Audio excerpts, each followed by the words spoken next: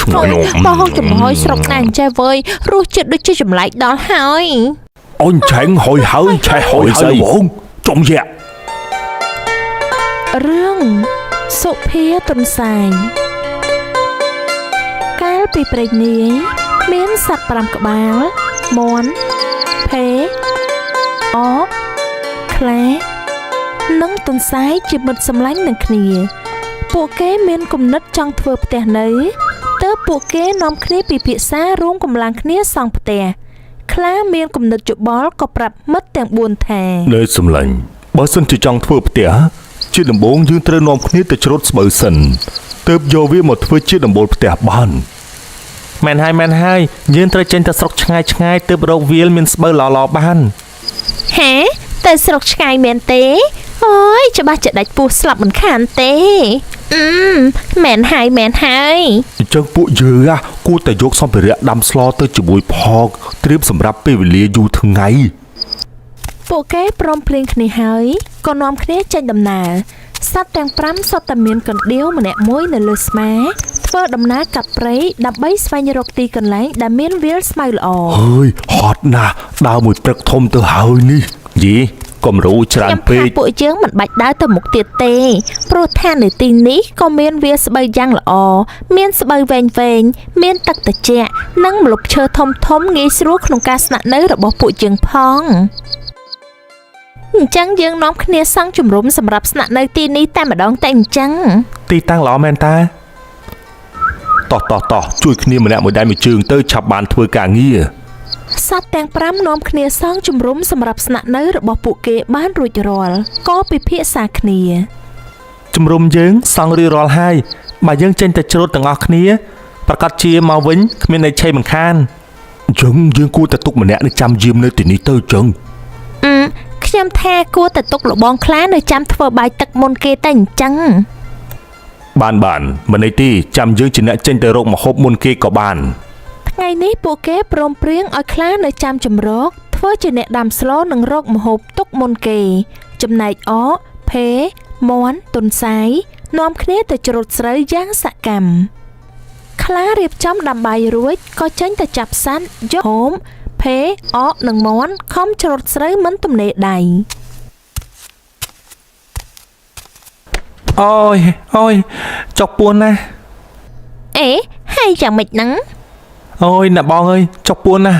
ខ្ញុំប្រហែលជានៅច្រូតទៀតមិនបានទេចុកពួនណាសុំទៅសម្រាប់មួយផ្លែតសិនទៅសម្រាប់សិនទៅបងអូនទុនសាយមែនហើយសម្រាប់សិនទៅទុកឲ្យពួកបងជាអ្នកច្រូតក៏បានទុនសាយនោះមានល្បិចកលច្រើនធ្វើពុតជាឈឺព្រោះមិនចង់ធ្វើការតែប៉ុណ្ណេះបានរួចខ្លួនមួយគ្រាហើយអញហេយ៉ាទៅលួចមើលស្គាល់អាខ្លាធំយើងតិចពេកហើយឆ្ងាញ់មាត់ហើយថ្ងៃនេះចំយ៉ាក់ខ្លាំងរបស់គេមែនណាថ្ងៃនេះដឹងតែឆ្ងាញ់មាត់ហើយ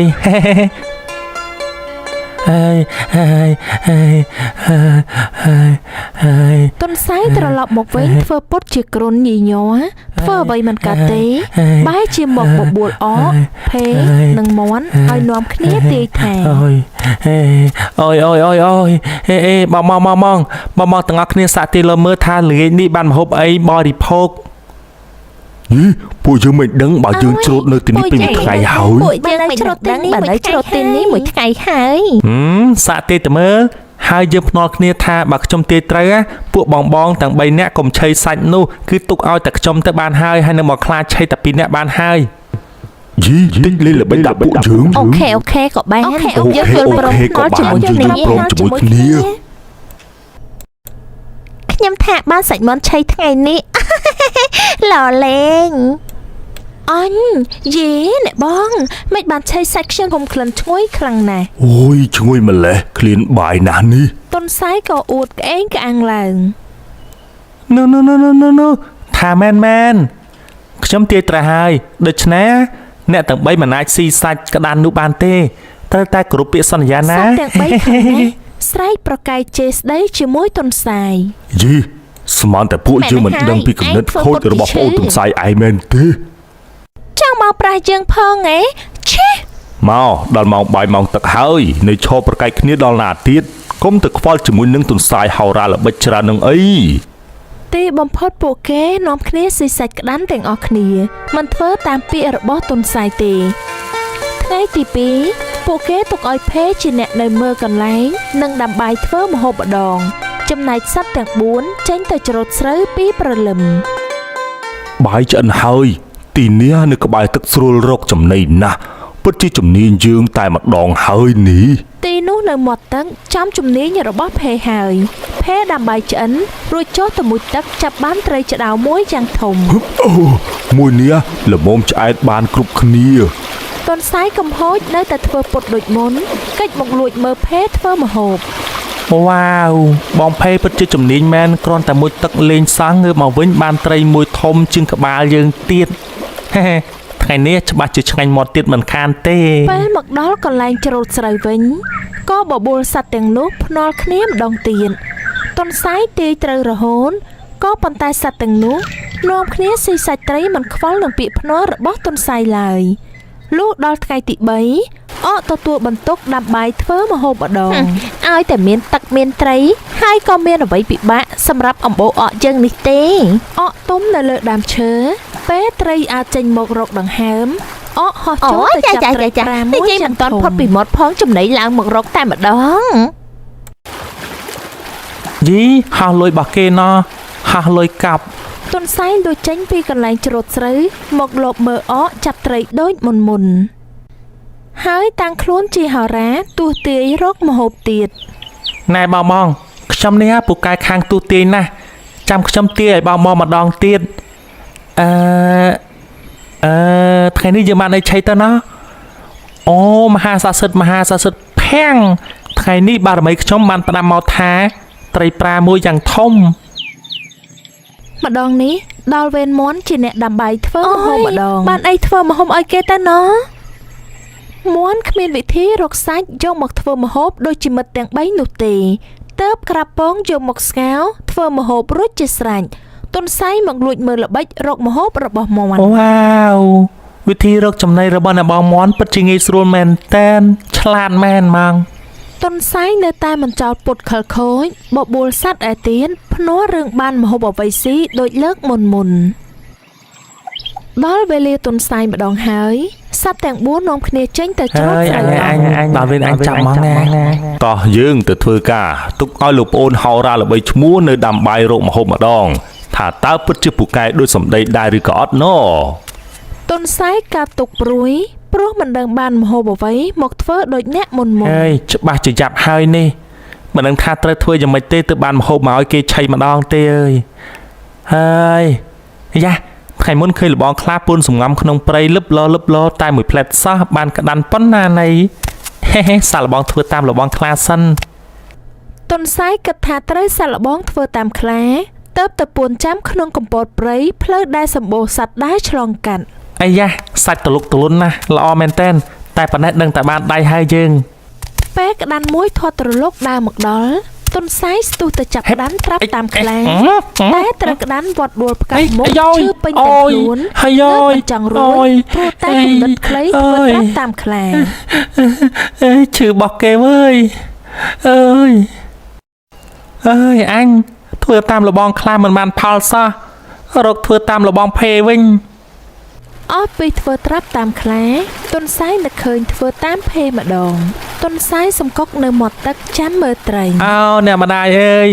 កូនមកដល់ហើយមានទាំងចំណីមានទាំងអាហារយីខំសម្ដែងថាជានាងមរណៈបិតាហើយនៅមិនចេញមកទៀត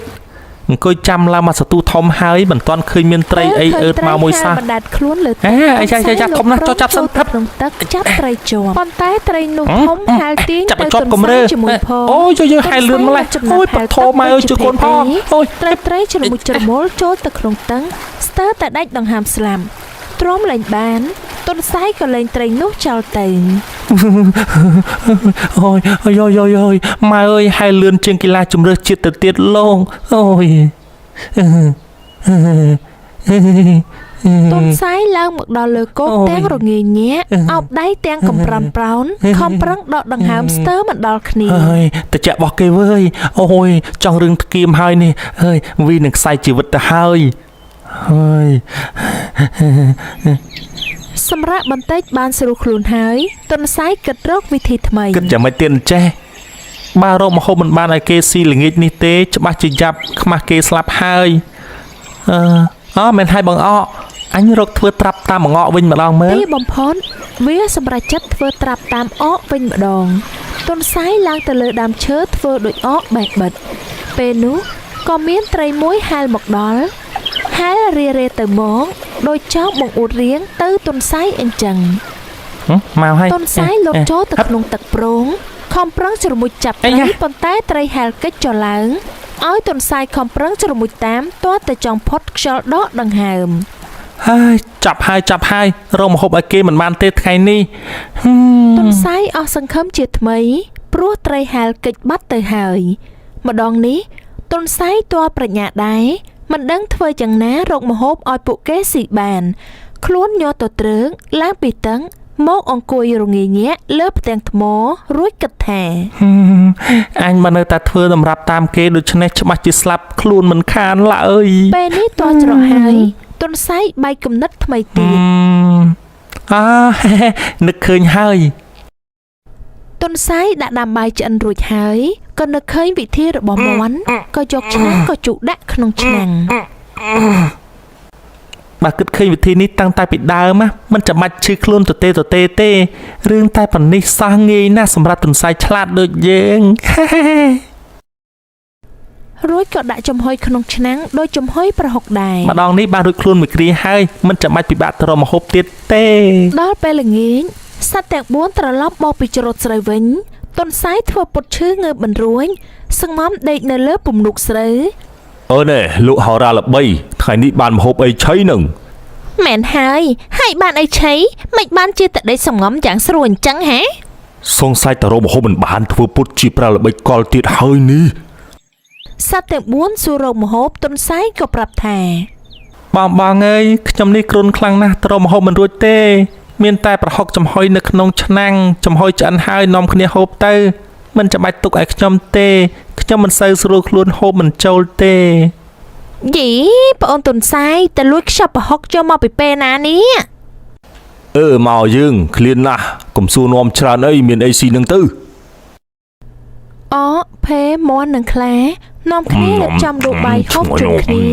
ព្រោះមកពីធ្វើការហត់បានម្ហូបអីក៏ឆ្ងាញ់ទាំងអស់ប្រហុកចំហុយស្រុកណាចេះវើយរសជាតិដូចជាចម្លែកដល់ហើយ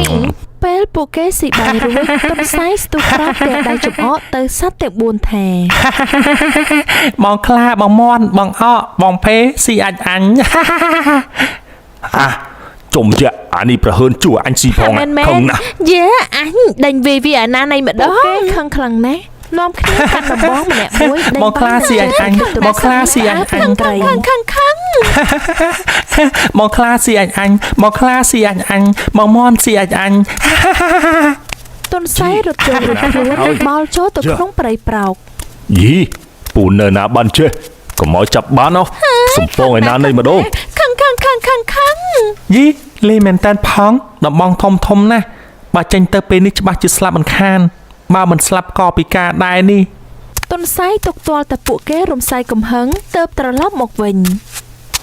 បងខ្ញុំនេះបានជាដឹងខ្លួនខុសហើយខ្ញុំពិតជាខុសខ្លាំងណាស់មិនគួរណាលេងសើចដាក់បងបែបហ្នឹងទេឈប់ខឹងខ្ញុំទៅណា បានធ្វើខុសចេះដឹងខ្លួនចឹងល្អហើយ សត្វទាំង4ឈប់ប្រកាន់ខឹងរួចចងមិត្តនឹងទុនសាយជាថ្មីម្ដងទៀតលុះថ្ងៃក្រោយមកពេលច្រូតស្រូវបានគ្រប់ចំនួនហើយពួកគេមិនដឹងធ្វើយ៉ាងណាយកពួកយើងទៅផ្ទះវិញចាំមិនទេទុនសាយរកល្បិចបញ្ឆោតខ្លាថា បងទាំងអស់គ្នាដឹងអត់មានតែរបស់ខ្លាទេដែលអាចធ្វើការងារពិបាកទាំងអស់នេះបានព្រោះគាត់មានមាឌធំជើងមាំកម្លាំងក៏អស្ចារ្យសាច់ដុំធំទៀតហើយលឺលហៀងមកថាពូជខ្លាត្រកូលអ្នកប្រយុទ្ធទៀតណោះ លឺទុនសាយលើកដំកើងខ្លួនដូច្នេះក៏ស៊ីចូល ណែនិយាយរៀបរាប់ច្រើនណាស់ថ្ងៃនេះថ្ងៃជ្រេឥឡូវហើយឆាប់លើកស្បូវដាក់លើខ្នងយើងទាំងអស់គ្នាមកលឺឡើយ អូយអីចាដូចជាមិនកាទេលោកបង យីចង់មើលងាយយើងផងហ៎លើកដាក់ទាំងអស់តែម្ដងមេទេលោកបងនឹងហើយអាចារ្យឆ្នាំងកំតិចកំទីស្អីនោះលើកដាក់ទាំងអស់មកកណ្ដៀវកណ្ដាំងស្អីនឹងដាក់ទាំងអស់មកបានលោកបងខ្លា អូយខ្លាំងដូចគេថាមែននេះ វ៉ាវខ្លាំងពិតខ្លាំងពិត អាប្អូនឡើងជិះលើយើងមក ពួកគេយកស្បូវនិងចានឆ្នាំងរបស់របរទាំងអស់ដាក់លើខ្នងខ្លាថែមទាំងឲ្យទុនសាយឡើងជិះពីលើថែមទៀតទុនសាយរពឹសនៅមិនសុខបានជិះពីលើខ្នងគេហើយមិនព្រមនៅស្ងៀមទៀនក៏យកបំពង់ប៉ុយមកវាយឲ្យឆេះរួចដាក់ផ្កាប់នៅលើស្បូវនៅលើខ្នងខ្លា មានអារម្មណ៍ថាដូចជាឈឺមអីនេះ នោះហើយភ្លើងឆាបឆេះស្បូវភ្លាមព្រោះស្បូវកំពុងស្ងួតល្អពេលភ្លើងឆេះចិត្តដល់ខ្នងខ្លាទុនសាយលោតចូលទៅក្នុងព្រៃបាត់ ចំដូចជាក្តៅតើមិនទេនេះថ្ងៃនេះដូចជាមិនសូវបើកថ្ងៃទេហើយបែកញើម្លេះលបងអូនឆែងហុយហើយឆេះហុយហើយលបងហុយស្អីចំយ៉ា ភ្លើងឆេះសន្ធោសន្ធៅដល់ខ្នងខ្លាធ្វើឲ្យខ្លាក្តៅខ្លាំងណាស់រលាករលួយពេញខ្នង អូយអូយសេគេនេះវើយអូយឆេះហើយ ខ្លារើរលាស់ស្បូវខ្ចាត់ខ្ចាយស្រែករោពេញព្រៃ អូយឆេះហើយ ខ្លាខឹងណាស់ដេញតាមតនឃើញទុនសាយអង្គុយលើដើមសង្ខ័រដែលសុទ្ធតែបាត់ឡា ជីទៅណាបាត់ហើយយើឆាប់ចុះភ្លាមមកអាទុនសាយកំហូច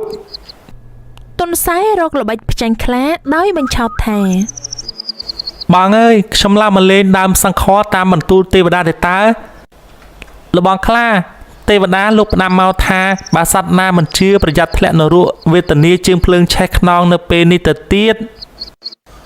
ជីអញពិតមែនទេអើយអញអើយរលាកភ្លឺប៉ុណ្ណេះក្តៅវេទនាសឹងស្លាប់ទៅហើយទម្រាំតែធ្លាក់នរកទៀត ខ្លាលឺហើយខ្លាចមានទុកធំធ្ងន់ជាងនេះក៏សុំទុនសាយឡើងលេងលើដើមសង្ខ័រដែរ អើយមិនកើតទេណែប្អូនទុនសាយបងសុំឡើងទៅលើសង្ខ័រដែរ បានបងខ្លាឡើងមក ពេលខ្លាឡើងដល់លើដើមសង្ខ័រត្រូវមុតបន្លាឈឺផ្សាពេញទាំងខ្លួន អូយអើយទម្រាំតែឡើងមកដល់មុតបន្លាឡើងសោះខ្លួនទៅហើយនេះអញអាណាទុនសាយចំបើថាបោកមែន ទុនសាយគេចយ៉ាងលឿនទៅបាត់ យើតែចាប់បានដឹងតែខ្សែមិនខានបោកឯងឲ្យមុតបន្លាពេញខ្លួនហើយរត់បាត់អូយកម្មចន់កម្មវេទនាណាស់ ខ្លាចុះទម្រាំតែរួចពីដើមសង្ខ័រខឹងណាស់ដេញតាមទុនសាយតនឃើញទុនសាយកំពុងយល់ទងវល់លេងលើដើមឈើមួយយ៉ាងធំទុនសាយក៏បញ្ឆោតឲ្យខ្លាឡើងយល់ទងលេងជាមួយខ្លួនដែរ បងខ្លាឡើងមកយល់ទងលេងជាមួយនឹងខ្ញុំមកមុននឹងទេវតាបានប្រាប់ខ្ញុំថាឲ្យមកយល់ទងនេះជាប្រញាប់ទើបខ្ញុំរហ័នមកមិនបានប្រាប់បងនឹងណា ជីបែបនឹងទេយើងនេះខំតែខឹងដាច់ក្បាលដាច់កន្ទុយ ហើយលោកទេវតាបានផ្ដាំមកទៀតថាបើអ្នកជាអម្បូរខ្លាកំណាចឲ្យខ្លាយល់ឲ្យខ្លាំងទើបទេវតាសពព្រះハរតីខ្លាំងទៀតបងយល់ខ្លាំងប្រយ័ត្នទេវតាមិនសពព្រះតី ខ្លាំងប៉ុណ្្នឹងមែនទេអូខ្ពស់គ្រាន់បើ ខ្លាំងទៀតបងយល់ខ្លាំងប្រយ័ត្នទេវតាមិនសពព្រះតី ខ្លាខំយល់ខ្លាំងតលតែដាច់ខ្សែធ្លាក់មកឌូកទល់ផ្អកចង់ស្លាប់ អូយជឿណាស់អើយ រួចទៅបាត់ទៀតខ្លាតាមតន ចង់រត់តាទៀតម្ដងនេះច្បាស់ជាស្លាប់មិនខានទេ បងស្ដាប់ខ្ញុំសិនកុំតន់ឲ្យខឹងក្រោតអីមកនេះសិនមកខ្ញុំមានរឿងចង់ប្រាប់ ប៉ុន្តែត្រូវទុនសាយបោកឲ្យខ្លាដាក់កន្ទុយក្នុងត្រចៀកឫស្សី អូយសេគេនេះវើយអូយ លឺស្ទើដាច់ខ្យល់ ឡាហេវូរីឡាបានពីគុំឫស្សីដេញតាមទុនសាយចុះភ្លាមឆេះឈួលមកដល់ដើមឈើធំទុនសាយកំពុងតែនៅលើប្រទីបឈើផ្ទះសម្បុកអមម៉ាលេងធ្វើជាភ្លេងប៉ុន្តែទុនសាយបានបេះស្លឹកឈើជុករុនអមម៉ាចិត្តមិនឲ្យចេញមកតិចវាបានទេអើទេវតាអើយកូនចៅដឹងកំហុសហើយកូនចៅមកលេងភ្លេងលៀងអរិយថ្វាយអស់លោកហើយលើកទោសឲ្យសត្វលោកមួយក្បាលនេះផងយើងលេងឲ្យឯងបោកបានងាយទៀតហើយឆាប់ចុះភ្លាមមកចុះមកឆាប់ចុះភ្លាមមកចុះមកឡាទេខ្ញុំកំពុងតែលេងភ្លេងថ្វាយទេវតាបើបងខ្លាចចង់បានសុខត្រូវលេងភ្លេងឲ្យខ្លាំងដើម្បីឲ្យទេវតាទាំងឡាយនឹងបានលឺ ឯខ្លាលឺដូច្នេះក៏ខំទះសម្បុកអម៉ាល់អស់មួយទំហឹង តតែធ្លាយអមល់តិចខ្លះស្ទើរស្លាប់ស្ទើររស់ហើមពេញខ្លួន អូយ ម្ដងនេះតុនសាយរត់យករួចខ្លួនមិនបានមើលក្រោយក៏ធ្លាក់ចូលក្នុងអណ្ដូងគ្មានទឹកមួយដំណោះឡើងមកវិញក៏មិនរួច តែប៉ុណ្ណេះរតនាលេងបានទៀតហើយ បងអើយខ្ញុំចង់មកនេះមិនមែនមានន័យថាខ្ញុំគិតពីលោកបងខ្លាឯងទេ បើមិនកិច្ចខ្លាចយើងចាប់ហែកស៊ីឯងចុះទៅក្នុងនឹងមានការស្អី លបងចាត់ទុកថាយើងស្គាល់គ្នាយូរណាស់មកហើយដែរខ្ញុំប្រាប់បងទៅចុះ ប្រាប់ស្អីទៀតហើយលោតចូលមកក្នុងដូននេះមកតែបន្តិចទៀតមេឃរលំបាក់សង្កត់ស្លាប់មនុស្សម្នាសត្វទាំងឡាយស្លាប់អស់មិនខានទេគ្រាន់តែនឹកគិតអាណិតដល់សត្វលោកមិននឹងអីណា អញយីដល់ថ្នាក់នឹងផងហើយយូរហើយមិនក៏មិននិយាយតែប៉ុណ្ណេះរួចខ្លួនហើយអាណិតសត្វដតីស្លាប់ទាំងមិនដឹងអីណាស់ ពេលខ្លាលុតចុះទៅក្នុងអណ្ដូងជាប់ជាមួយគ្នាតុនសាយក៏ធ្វើឲ្យខ្លាខឹង អញមានរឿងអីមិនក៏សើចប្រាប់គ្នាផងចែកគ្នាសើច